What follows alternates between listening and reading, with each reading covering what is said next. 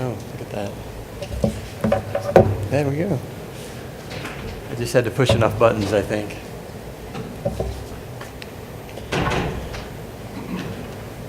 Good evening and welcome to the environmental, you good, Liz? As long as they're recording, thank you very much.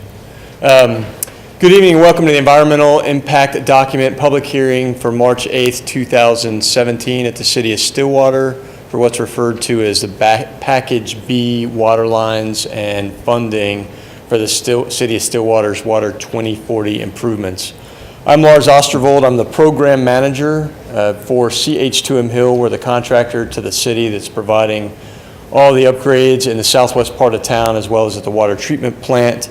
And today I'm speaking on behalf of the environmental documentation, specifically on two projects that we'll look at here in a moment. Here's the agenda for today. About 19 total slides. So the established need for the project is basically in the southwest part of town, has had some water supply issues that have been exacerbated over the continued development in the southwest part of town.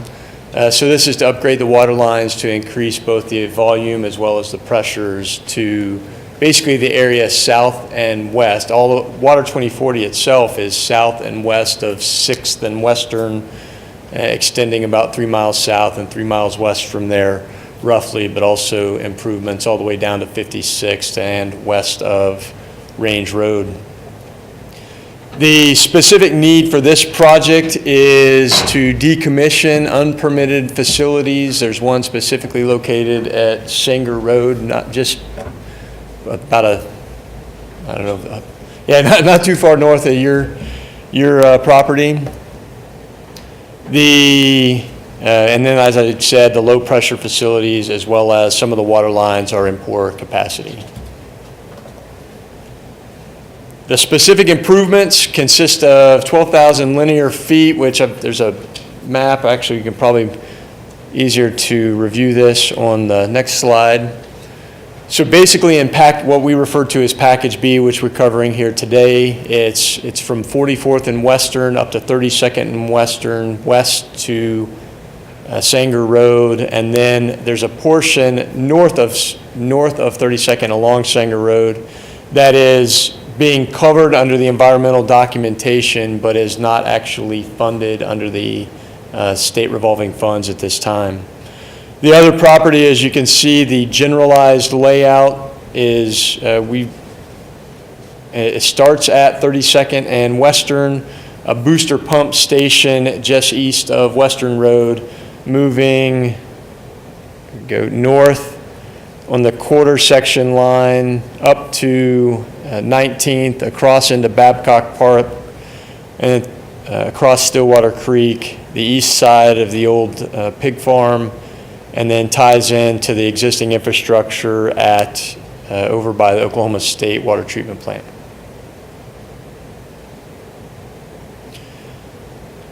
Multiple facilities will be decommissioned at the end of this project.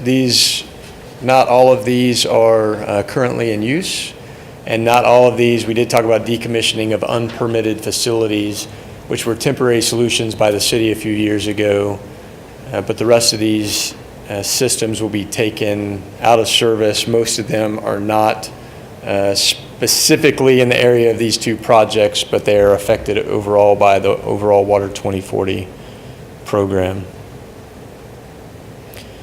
Specifically on the environmental impacts that are summarized here, short term is basically your normal construction operations, dust, site debris, and some traffic delays or traffic control as required.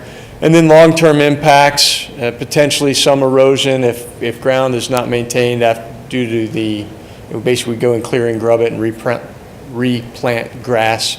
So as that establishes itself, potential erosion, there'll be new appurtenances along the water line, such as an air relief valve.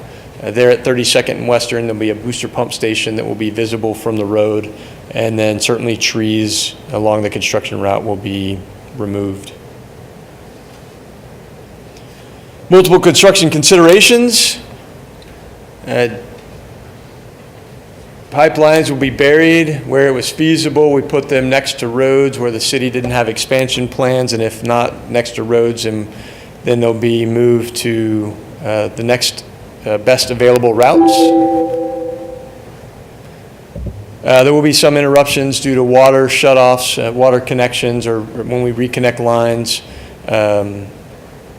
or have to connect lines or flush lines. And then contract, again, it's general interruptions you might expect during construction. Looking at the cost, Package B is estimated at about $12.6 million. Some of what is covered in Package B was actually paid for in what was previously funded under Package, what they call Package A, which has been previously approved. So the engineering design as well as property acquisition was all funded under a previous package. So this particular environmental document for Package B generally covers, as you can see, $9.9 million in construction, and then some of the construction management activities that will be required while the pipeline is being installed.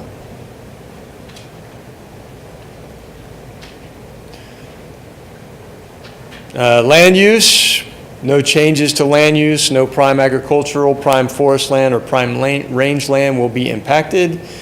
And it'll be constructed within easements or right-of-way.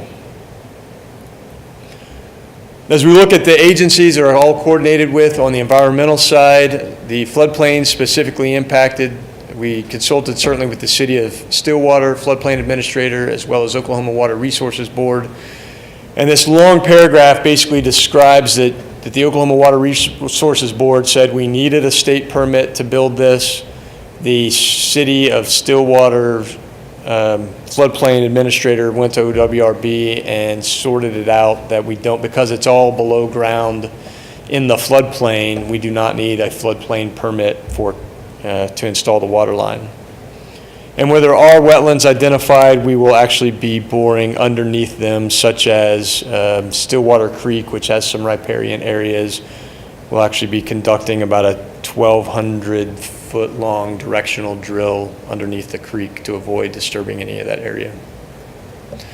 The State Historic Preservation Office, the SHPO, that's the only other agency we've had to work out with. We had to do a cultural resources survey where we looked at the previous uses and the historical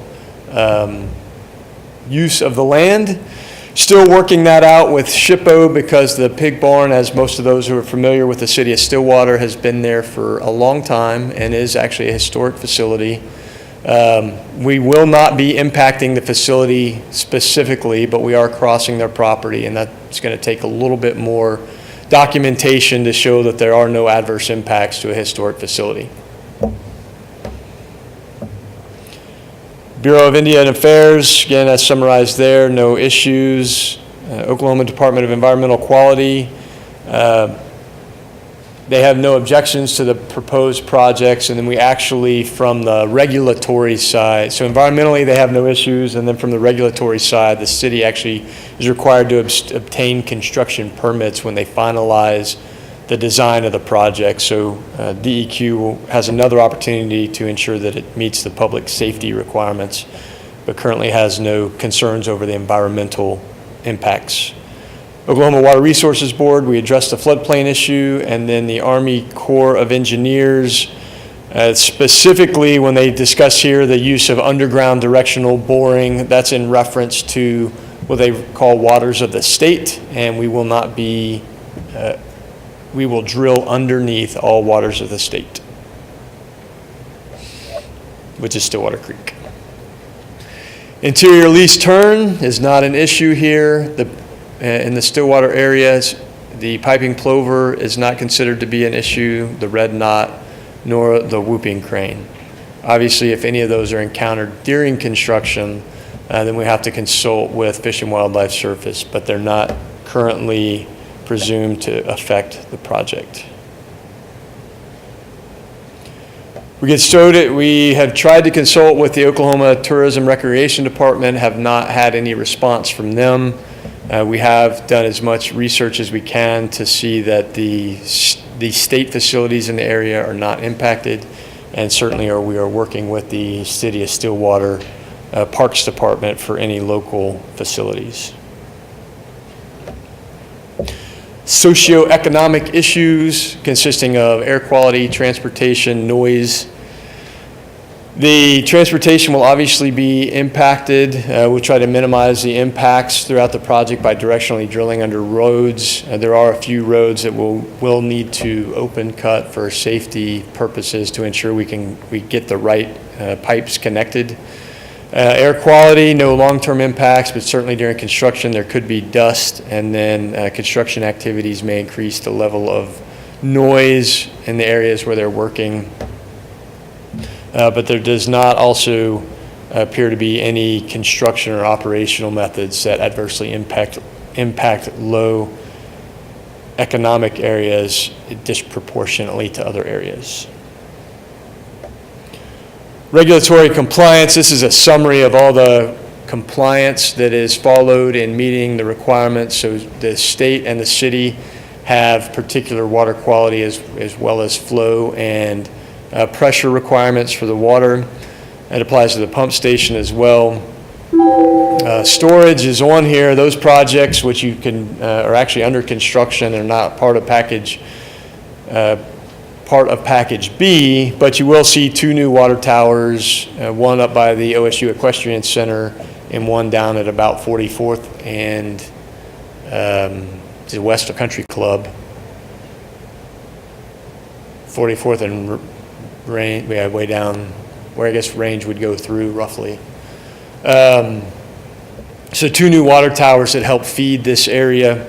Fire flow has been coordinated, and in the municipal service area within the City of Stillwater proper, we maintain all the current code minimum flow requirements for fire protection, and then have sized it. Actually, most of the lines in this, the lines in this project are all either 18 or 18 or 18 inches. Yeah, everything, the 4.5 miles of water line going in under package B is all 18 inches, except for maybe a couple of exceptions on connections. Additional impacts, no long-term negative impacts to recreational or open spaces.